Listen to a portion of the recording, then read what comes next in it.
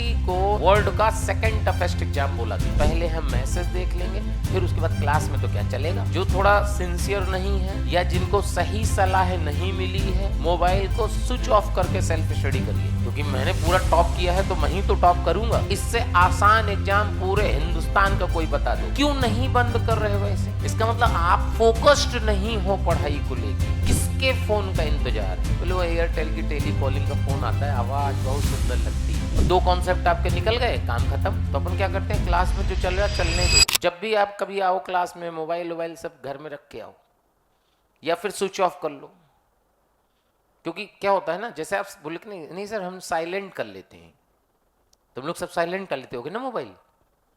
जैसे देखो अभी जेब में हाथ डाला ना, हमने पता क्यों कि मोबाइल वाइब्रेट हो रहा था। तो क्या होता है जब आप फोन साइलेंट पे रखते हो ना, क्लास चल रही है, साइलेंट पे वाइब्रेशन आता है कि अरे लग रहा किसी का मैसेज आया।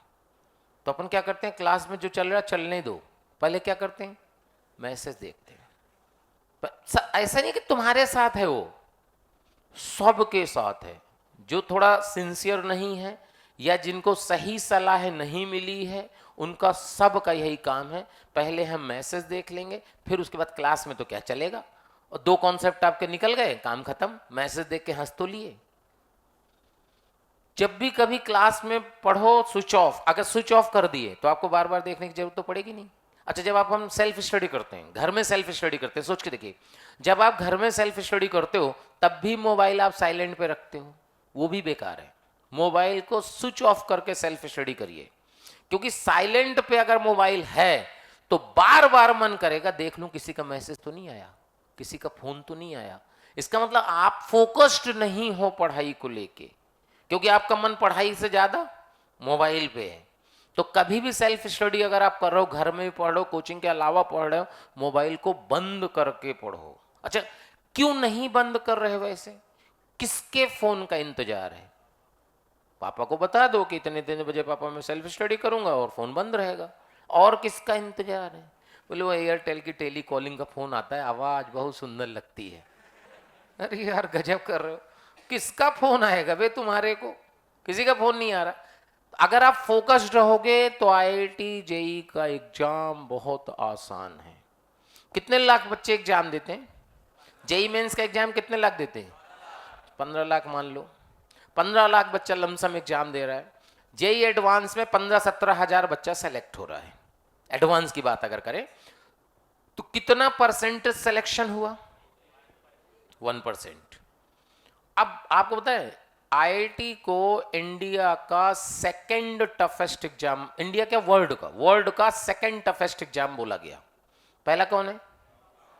चाइना में एक जो होता है 9 घंटे के एक एग्जाम होता है, उसको फर्स्ट बोलते हैं, आईआईटी को सेकंड टफेस्ट एग्जाम बोलते हैं। वो ऐसे देखते हैं इतना बच्चा एग्जाम देता है, इतने जरा से सिलेक्ट होते हैं, और ये बहुत टफ है। ये तो गलत फहमी है ना। टफ नहीं है, बहुत आसान है। क्योंकि आप उन 15 लाख को देख रहे हो जो फॉर्म भर रहे हैं।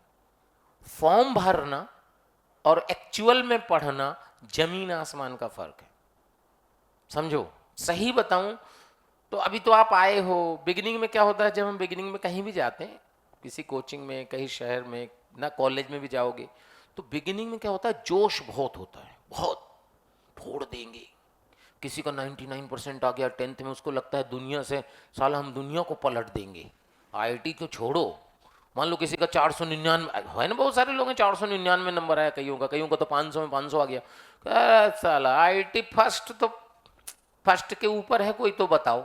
फर्स्ट तो आ ही रही है मेरी, क्योंकि मैंने पूरा टॉप किया है तो मैं ही तो टॉप करूंगा।